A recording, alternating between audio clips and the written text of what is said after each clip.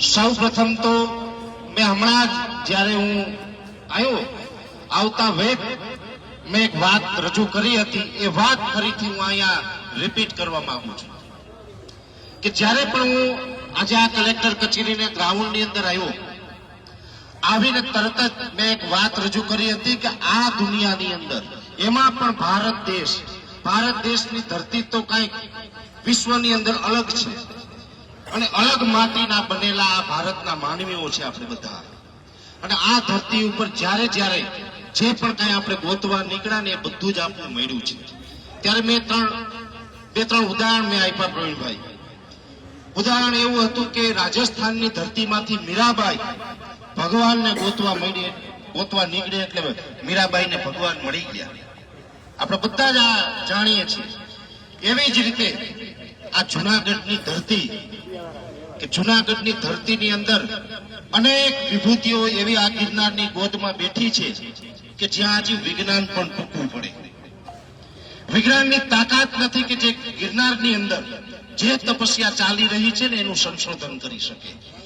એવી વિભૂતિઓ જો આ ગિરનારની ગોદમાં બેઠી હોય અને આ ગિરનારની ધરતી ઉપરથી બહુ ઝાઝા વર્ષનો ઇતિહાસ નથી. આપણે બધા જ જાણીએ છીએ કે ભક્ત નરસિંહ મહેતા જ્યાં જુનાગઢની ધરતી ઉપર થયા, એ જ્યારે ભગવાન શ્રી કૃષ્ણને અવાજ માર્યો તો ભગવાન શ્રી કૃષ્ણ એમને મળવા પણ આવ્યા. જાણીએ છીએ ને આપણે બધા. ત્યારે મને એમ લાગ્યું કે હવે મારે મારા ભગવાનને હાકલ મારવાની જરૂર છે, મારા ભગવાનને મારે બોલાવવાની જરૂર છે.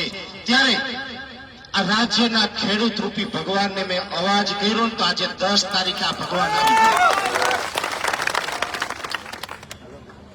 આ ધરતી ઉપરથી હું આ પધારેલા રાજ્યના ખૂણે ખૂણેથી જે કિસાન ભાઈઓ આપણા ખેડૂતો છે, આ તમામ ખેડૂત ભાઈ છે, એની સાથે મારે ભક્ત અને ભગવાનનો સંબંધ છે. હું એક સેવક બની અને જ્યાં સુધી જીવું ત્યાં સુધી આ મારા ગુજરાતનું કંઈક ભલું કરી શકું, હિત કરી શકું, એ દિશામાં કામ કરતો રહેવાનું છે. એટલે સૌ પ્રથમ તો ગુજરાતના તમામ ખેડૂત ભાઈઓને મારા નતમસ્તક વંદન. સાથે આમ તો આજે આ જે આપણે બધા ખેડૂતો છે ને આ બધા ખેડૂત આગેવાનો છે, બધા જ ખેડૂતો છે. મંચસ્થ તમામ અમારે ડાયાભાઈ ગજેરા, તમે વિચાર કરો કે વડીલ છે, એમને ચાલવાની તકલીફ છે, ટેકો લઈને ચાલે છે, છતાં પણ ખેડૂત માટે ક્યાંય પણ સંઘર્ષ કરવાનો હોય ને ત્યારે કિસાન સંઘર્ષ સમિતિ એ પોતે એક સંગઠન ચલાવી રહ્યા છે. ડાયાભાઈ ગજેરા, તાળીઓથી વધાવો મિત્રો. એવી જ રીતે ખેડૂત માટે ક્યાંય પણ લડવાનું હોય ત્યારે પાલભાઈની હાજરી હોય, કમલેશભાઈ પાનસુરિયા હોય, રાજુભાઈ હોય, હરેશભાઈ સાવલિયા હોય. એવી જ રીતે કરશનદાસ બાપુ ભાદરકા છે, રેશમાબેન છે. અને આ ધરતીના એક રત્ન કહી શકાય, જેને ભૂદેવ કહીએ એવા આ જુનાગઢના માજી ધારાસભ્ય ભીખા બાપા પણ આપણી વચ્ચે વધાર્યા છે. ભૂદેવને પણ તાળીઓથી વધાવો. ભીખા બાપા પણ હંમેશા ગમે ત્યાં ક્યાંય અન્યાય થતો હોય તો એ લડવામાં બધાની સાથે હોય છે, એનો સાથ સહકાર હોય છે. એવા અલગ અલગ રીતે જે આપણે લડીએ છીએ ત્યારે અમારે સોલંકીને યાદ કરીએ. અને હું તમને એટલું કહું કે ખેડૂતોને જ્યારે જ્યારે અમે યાદ કરીએ ને ત્યારે અલગ અલગ જવાબદારી અમારે ક્યાંય પણ આપવી પડતી હોય છે. કેવું હોય કે જુનાગઢ વિસ્તારની અંદર હોય ત્યારે ગમે એવડી જવાબદારી આપીએ ને વિચાર કર્યા વગર જવાબદારી લઈ અને અમને ખંભેથી ખંભો મિલાવી અને જે અમારી સાથે ઉભી રહીએ ને એ આ કરશનભાઈ ખેડૂત છે. એવા જ અમારે આમ તો અહીંયા જુનાગઢ બાયપાસનું આંદોલન થયું હતું, તમને બધાને ખબર છે કે જે જમીનો માટે લડ્યા હતા ખેડૂતો. કારાબાપા એવા હતા. કારાબાપા એ તો ઉંમર છે એટલે કદાચ ઉંમરને કારણે ન પહોંચી શકે, પણ એમના સુપુત્ર એ અહીંયા ઉભા છે. અને અમારે રમેશભાઈ પણ આજે આ કાર્યક્રમની અંદર સતત મારી સાથે સંપર્કમાં હતા. હવે મિત્રો વાત એ છે કે આમ તો વચ્ચે ફોન ક્યાંક બંધ કર્યો, ક્યાંક ચાલુ કર્યો, ક્યાંક બંધ કર્યો. છેલ્લી 36 કલાક જે રીતે હું ભાગતો ફરતો હતો, મને દુઃખ એ વાતનું થાય કે જ્યારે આ જગતના તાત માટે જો કાંઈ અવાજ ઉઠાવવો હોય તો મારે ભાગતું ફરવું પડે ને આ અમારા જુનાગઢના બુટલેગરો 20 લાખની 25 લાખની ગાડીઓમાં આરામથી એના ઘરમાં એના બંગલામાં બેઠા. ભાગતું એટલા માટે ફરવું પડ્યું, મને અંદરથી એવી ઘણી બધી હિટ મળી, ઘણા બધા લોકો મારી પાસે આવ્યા, મારી ઓફિસે આવ્યા, મારા ઘરે આવ્યા. પરેશભાઈ, અમે તમારા હિતે જ છું છે અને અમને એક અપેક્ષા છે કે તમે અમારા માટે લડવાના છે. તમે રેગ્યુલર જે પણ કાંઈ ખેડૂત માટે કાર્ય થતું હોય એમાં હંમેશા તમે સહયોગ આપો છો ને આજે 10 નવેમ્બર 2025 અને સોમવારે જે તમે અલ્ટિમેટમ આપવા જઈ રહ્યા છે એ અવાજ તમારો ગુજરાતના ખૂણે ખૂણે પહોંચ્યો છે. ગુજરાતના ખૂણે ખૂણેથી ખેડૂતો પધારવાના છે જુનાગઢની અંદર. પણ જો 36 કલાક કે 48 કલાક પહેલા તમને કોઈ પણ કારણસર ખોટી રીતે અટકાયત કરી અને તમને જેલમાં બંધ કરી દેવામાં આવશે ને તો આ કાર્યક્રમ કેવી રીતે થશે? સફળ કાર્યક્રમ કરવો તમારી હાજરી જરૂરી છે. મિત્રો, હું એટલું ચોક્કસ કહી શકું કે મારા જીવનની અંદર મેં ક્યારેય એવું કામ નથી કર્યું કે મારે ક્યારે ભાગતું ફરવું પડે. અને હું એટલું ચોક્કસ કહું છું કે આ સરકાર સામે ઘણા ટાઈમથી ઘણા બધા મુદ્દાઓ માટે હું લડું છું.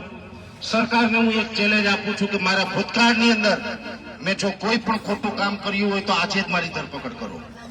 વર્તમાનમાં હું જો કોઈ ખોટું કામ કરતો હોય, હું કાયદાનો ભંગ કરતો હોય, હું કાયદા વિરુદ્ધ કોઈ પ્રવૃત્તિ કરતો હોય તો મારી આજે જ ધરપકડ કરો. અને ન્યા સુધી કહું કે જીવ ત્યાં સુધીમાં હું જો એક પણ કાયદાનો ભંગ કરું કે ગેરકાનૂની કામ કરું ને તો સરકાર મને ફાંસીએ ચડાવે, હું હસતા હસતા ચડી જઈશ. અમારે ખોટું કરવું નથી, ભૂતકાળમાં કર્યું નથી, છતાં પણ જો અમારે ભાગતા ફરવું પડે, 36 કલાક ખેતરોમાં સૂવું પડે, જોકે એનું દુઃખ નથી. હું પોતે ખેડૂત છે, ખેડૂતનો દીકરો છે. ખેતરમાં સૂવું હોય તો સૌભાગ્ય હોય. એ તો જેને પાસે ખેતર હોય ઈ ખેતરમાં સૂઈ શકે. જેની પાસે ખેતર નથી એને આ આનંદ ક્યારે મળવાનો નથી. પ્રવીણભાઈ, તોરિયામાં પાણી પીવું, ટેફા ઉપર ટેફાનું ઓસીકું કરીને હું આ જે આનંદ છે ને એ એસી બંગલામાં નથી આવતો ને એ આનંદ લેનારા અમે બધા ખેડૂત છીએ. ત્યારે આ પહેલી વખત નથી. આજે રાત્રે આમ તો છેલ્લી 36 કલાક પ્રવીણભાઈ મારે એક વ્યક્તિને બોલાવો. જીગા આવજો. આમાં કેમ ગયો જીગો? અમારે જીગો આવજો. મારે 36 કલાક અમે જે રીતે રખડતા હતા ને બે જ વ્યક્તિ, ત્રીજા વ્યક્તિને ખબર ન પડે ને એટલે મને જેના ઉપર સંપૂર્ણ વિશ્વાસ છે, કદાચ મને કોઈ બંદૂકની ગોળી મારવામાં આવે ને, બંદૂક લઈને આવે ને તો આ વ્યક્તિ હંમેશા વર્ષોથી મારી સાથે છે કે પેલા બંદૂકની ગોળી ઈ ખાય ને આની છાતી ફવારી નીકળે ને તો મારા સુધી પૂગી હગ્યા. આયો અમે આમ તો મિત્રો નથી, ભાઈ નથી, પણ કહી શકાય કે ભગવાને મોકલેલા જોડીદાર એવા છે જિજ્ઞેશભાઈ દેવાણી છે કે હર હંમેશ કાંઈ પણ હોય સતત અને આજકાલની આ વર્ષોથી કાંઈ પણ હોય પરવાહ કર્યા વગર નીકળી જાય કે જે ભાઈ પરેશભાઈની સાથે છે અને જ્યાં તકલીફ પડે ત્યાં દરેક જગ્યાએ સહકાર આપે છે. બીજું, વ્યૂહરચના બનાવવાની હોય ને ત્યારે એની ઉંમર નાની છે આ છોકરાની, પણ મને એવું માર્ગદર્શન પૂરું પાડે છે કે જેવા માર્ગદર્શન મને બુદ્ધિજીવીઓ નથી પૂરું પાડી શકાય એવું માર્ગદર્શન પૂરું પાડે છે. અને હું સૌભાગ્ય માનું છું મારું કે આવા વ્યક્તિ સાથે હોય ને તો પછી આપણે કે ડરવાનું કે ગભરાવાનું હોય નહીં. બીજી વાત, ઘરેથી નીકળીએ ને છેલ્લા ઘણા ટાઈમથી એમાં પણ આ આપણે અલ્ટિમેટમનું આયોજન થયું ને આ હું સત્ય વાત કરું છું પ્રવીણભાઈ, મારા ઘરે કપડાનો થેલો તૈયાર રાખ્યો. કદાચ ખોટી રીતે કે કોઈ પણ રીતે આ આંદોલન તોડવા માટે સરકાર કદાચ મને કોઈ કાયદા વિરુદ્ધ ફસાવી અને મને જો જેલમાં પૂરે તો પરિવારને કીધું થેલો મોકલાઈ દેજો, બરાબર ને? એટલે થેલો એક તૈયાર રાખ્યો છે અને પરિવારને જ્યારે કહીએ ને કે ભાઈ હવે 2-4 દિવસ આ રીતે જોખમ છે તો મારે થોડુંક કાર્યક્રમમાં હાજરી અપાય ને એટલા માટે ઘર છોડીને બીજે રખડવું પડશે. એટલે મને પૂછે કે કોણ જાવ છો? એટલે મેં કીધું હું છે ને અમારે જિજ્ઞેશ દેવાણી જીગો છે. એટલે મારો પરિવાર પણ એકદમ નિશ્ચિત થઈ જાય કે ભાઈ જીગો છે એટલે કોઈ ચિંતા નથી. ઈ અમારા પરેશને એમ કેમ પાછો લઈ આવશે આ વિશ્વાસ સાથે. અને બીજું બધા છે જ, આપણો બધો પરિવાર છે. પણ અમે આજે ખેતરમાં સૂતા હતા અને જે જંગલમાં અહીંથી આગળ 25-30 કિલોમીટર આગળ મેંદરડાથી આગળ અમે જંગલમાં સૂતા હતા.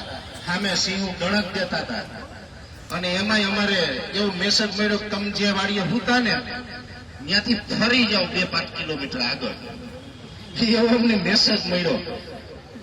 એટલે અમે જાતા હતા ને દીપડાના હામ આપી થઈ ગઈ રાતે. આ બધું હવે કષ્ટ વેઠી ધન્યવાદ જિજ્ઞેશ અને હવાર પાડી અને ભાઈ મને અહીં સુધી પહોંચાડી ગયો.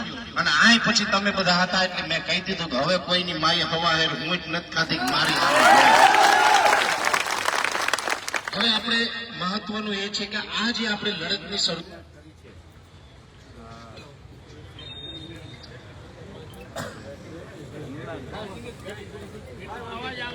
અવાજ આવે છે ને બધાને?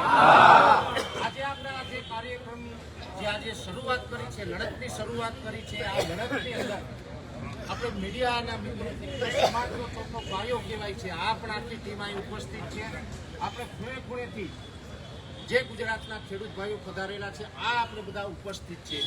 આપણો હેતુ, આપણું ધ્યેય કે 3 માંગોને લઈને અત્યારે છે.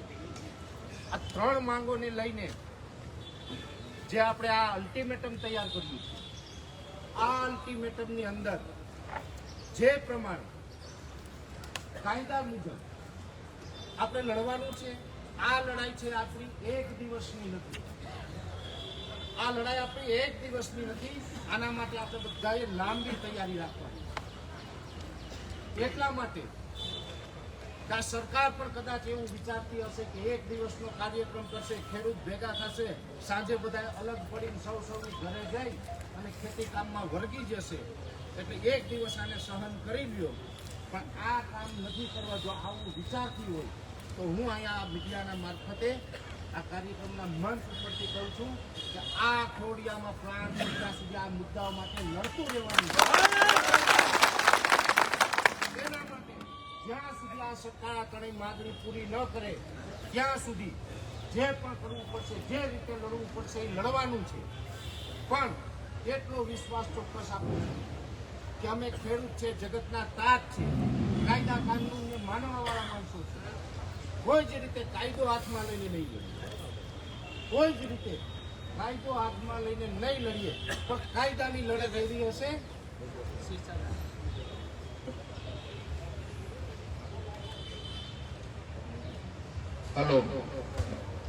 કાયદાની લડત એવી હશે કે જેની અંદર જો દિલ્હીનું સિંહાસન હલાવી ન દઉં ને તો મને તમે યાદ કરજો.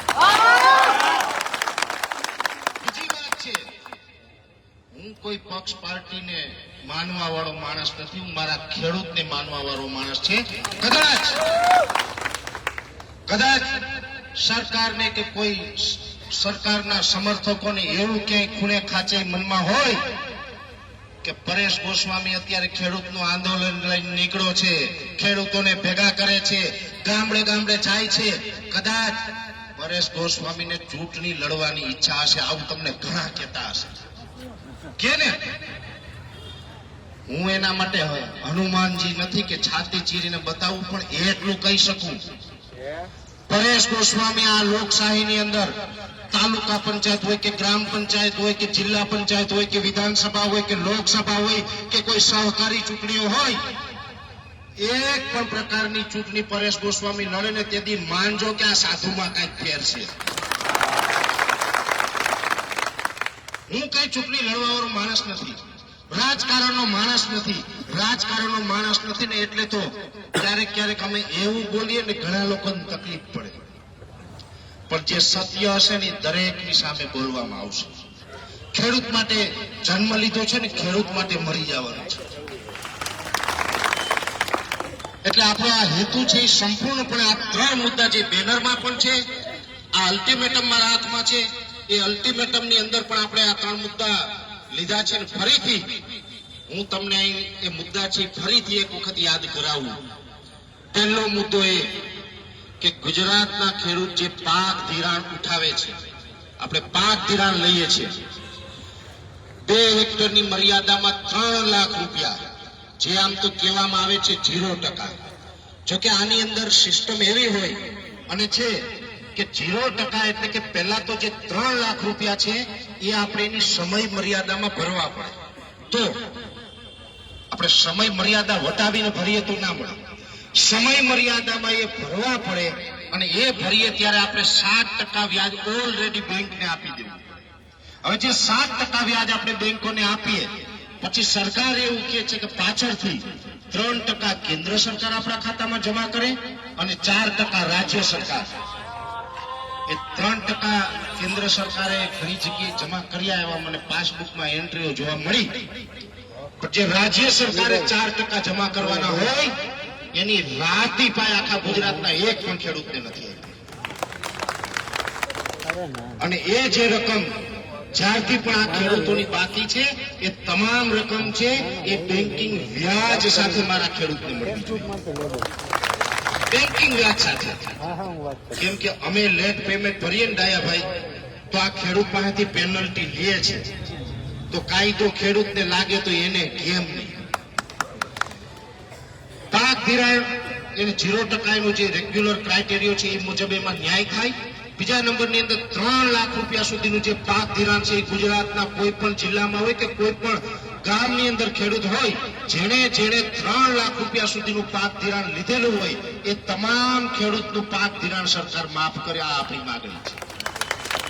હવે ઘણા ખેડૂત ભાઈઓ એવા હશે કે જેણે પાક ધિરાણ નથી લીધું.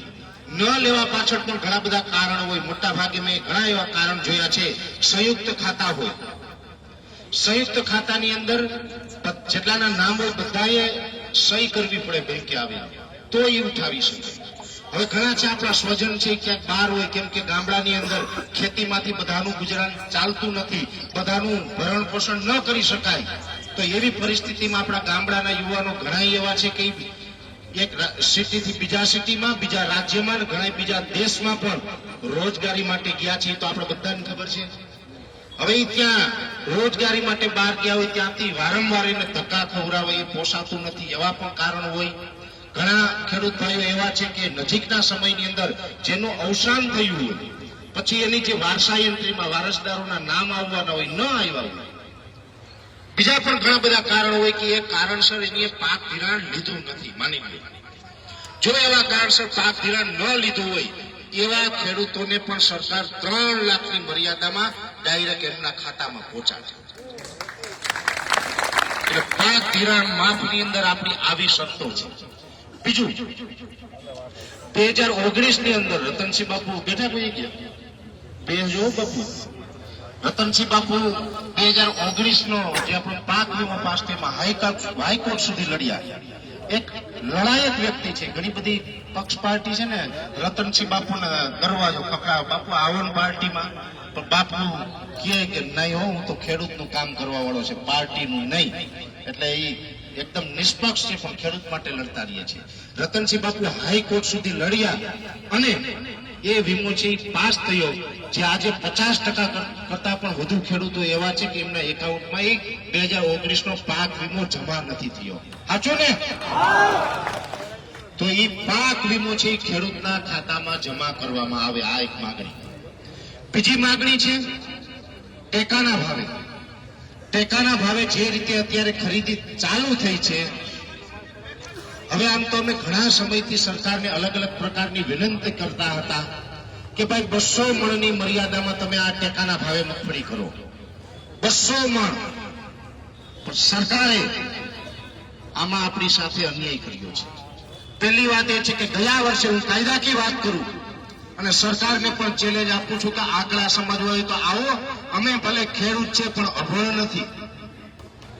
અમારા બાપાએ ખેતી કરતા કરતા ભલે કદાચ પોતે ભણ્યા હોય ન ભણ્યા હોય પણ મારા ખેડૂત ભાઈઓ પેટે પાટા બાંધીને એના દીકરાઓને ભણાવ્યા, આ વાત તો બધાએ માનવી પડશે. કા કૃષ્ણભાઈ? પોતે ભણ્યા નથી પણ દીકરાઓને ભણાવ્યા. અમે એમ કહીએ છીએ કે અમારા બાપાએ જેમ તેમ કરીને પણ અમને ભણાવ્યા, એટલે અમે તમારી સાથે વાત કરી શકીએ, જેની અંદર ટેકાના ભાવે, આમ તો ગયા વર્ષે જે આપણે મગફળીનું ઉત્પાદન આવ્યું એમાંથી 12.66 લાખ મેટ્રિક ટન સરકારે ટેકાના ભાવે ખરીદી કરીને બાકી ઓપન માર્કેટમાં વેચાણું, અને એના માટે 3 લાખ ખેડૂતોએ ટેકાના ભાવે વેચાણ કરવા માટે રજીસ્ટ્રેશન કરાવ્યું હતું. હવે આ વર્ષે પરિસ્થિતિ શું થઈ તો કે સતત પોષણક્ષમ ભાવ નથી મળતા, એટલે કપાસ હોય, સોયાબીન હોય, અન્ય પાકો હોય, એનું વાવેતર ઘટ્યું. એટલે સ્વાભાવિક મગફળીનું વાવેતર વધ્યું. મગફળીનું આ વખતે વાવેતર વધ્યું, એમાં સરકારી પાણીપત્રકના આંકડામાં આપણા મુખ્યમંત્રી સહિતના લોકોએ સ્વીકારેલી વાત એવી છે કે 66 લાખ મેટ્રિક ટન ઉત્પાદન આવવાની સંભાવનાઓ છે. જોકે આ સંભાવનાઓ હતી, પણ જે છેલ્લું 25 ઓક્ટોબર થી લઈને 2 નવેમ્બર વચ્ચે જે માવઠું થયું એમાં આપણા બધાનું સપનું રોડાઈ ગયું. આ માવઠામાં પણ ખાસ સરકારે આ વર્ષે પણ શું જાહેરાત કરી તો કે અમે 15.21 લાખ મેટ્રિક ટન મગફળી છે એ ટેકાના ભાવે ખરીદશું. આ વર્ષે ખેડૂતોએ જે રજીસ્ટ્રેશન કરાવેલું છે એ 9,32,000 ખેડૂતોએ ટેકાના ભાવે રજીસ્ટ્રેશન કરાવેલું છે. તો સ્વાભાવિક રીતે 15.21 લાખ મેટ્રિક ટન મગફળી જો સરકાર ખરીદે તો બધા જ ખેડૂતોની સાથે ન્યાય નથી થવાનો, અન્યાય થવાનો છે. એટલે અમે રાયડો પાડીને કહીએ છીએ કે તમે જે કરવા જઈ રહ્યા છો એનાથી ખેડૂતોને અન્યાય થશે, જેથી કરીને તમારી ખરીદ ક્ષમતા વધારો. તમે જે 15 લાખ ટનની વાત કરો છો એટલું તમે ઓહરો કરીને ઓરા શકીને પાલભાઈ વટે માર્ગુન ખવડાવી દઈએ.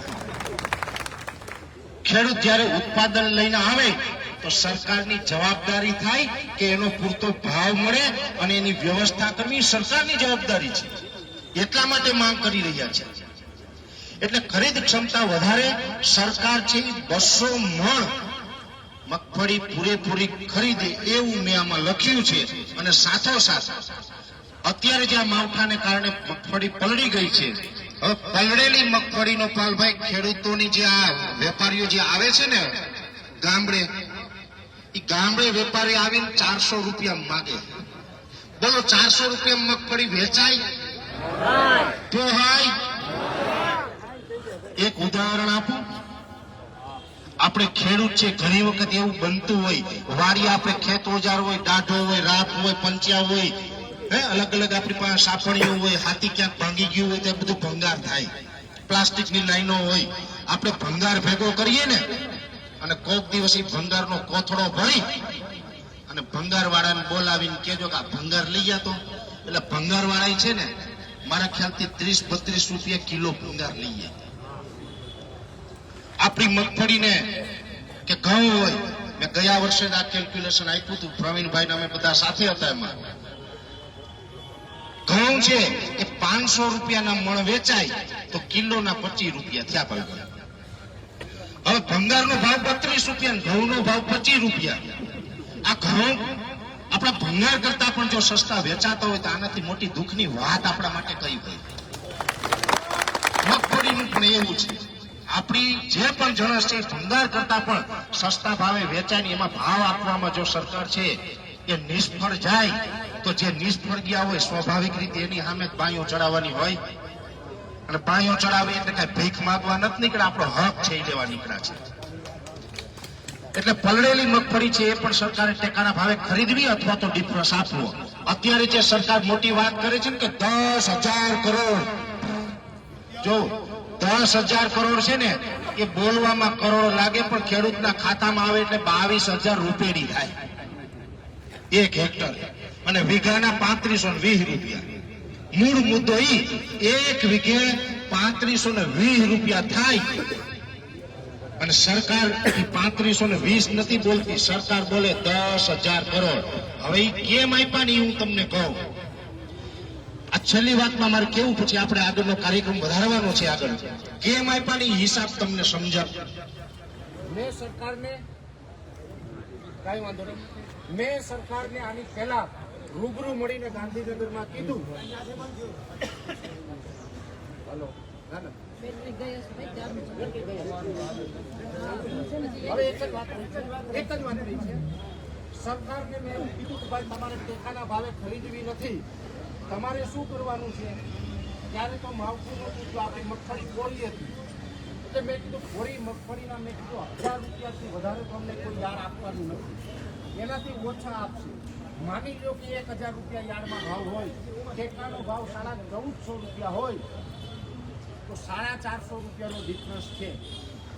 હવે 450 રૂપિયા પ્રતિ મણે તમે ખેડૂતના એકાઉન્ટમાં આ ડિફરન્સ જમા કરી દો. બાકી અમારે કાંઈ ટેકાના ભાવે વેચવી નથી કે અમારે તમને દેવી નથી. પણ સરકાર એ વાતમાં એગ્રી ન થાય. શું કામ? જો ડાયરેક્ટ તમને ડિફરન્સ આપી દે તો જે એનો કોન્ટ્રાક્ટ આપેલો હોય, મગફળી ખરીદીનો કોન્ટ્રાક્ટ, ખરીદ સેન્ટરનો કોન્ટ્રાક્ટ હોય, અધિકારીઓનો પગાર હોય, ત્યાંથી ટ્રાન્સફર ખર્ચો કરીને ગોડાઉનમાં નાખવાની, ગોડાઉનનું ભાડું દેવાનું, મળતિયાઓના ગોડાઉન હોય ને એના ઊંચા ભાડા, ખોટા ભાડા પણ આપવાના. અને આ બધું કરતા કરતા છેલ્લે ગોડાઉન સળગે અને મગફળી ક્યાંક ગાયબ થઈ ગઈ એવા સમાચાર આવે. હું તમને પાલભાઈ લખી દઉં, આ સરકાર જે અત્યારે ટેકાના ભાવે વાત કરે ને, હવા 125 મણ લેવા નીકળ્યા ને એની તેવડ નથી કે મગફળીને હળગાવ્યા વગર આખી હાથી રાખી હતી. બોલો, આ હળક છે. શું કામ હળક છે? કોથળા માંડવી તો ક્યાંક બીજે ફૂગી જાય. બીજું, આપણા ખેડૂત સોના જેવી માંડવી પકાવીને લઈ આવે, સારી ક્વોલિટીની હોય, 45 નો ઉતારો હોય, 47 નો ઉતારો હોય. હા, પણ તમે અમારા વડીલ છો બધા, અમારું પીઠબળ છો, એમાં કોઈ સવાલ નથી. પણ આ મારી અંદરની લાગણી છે.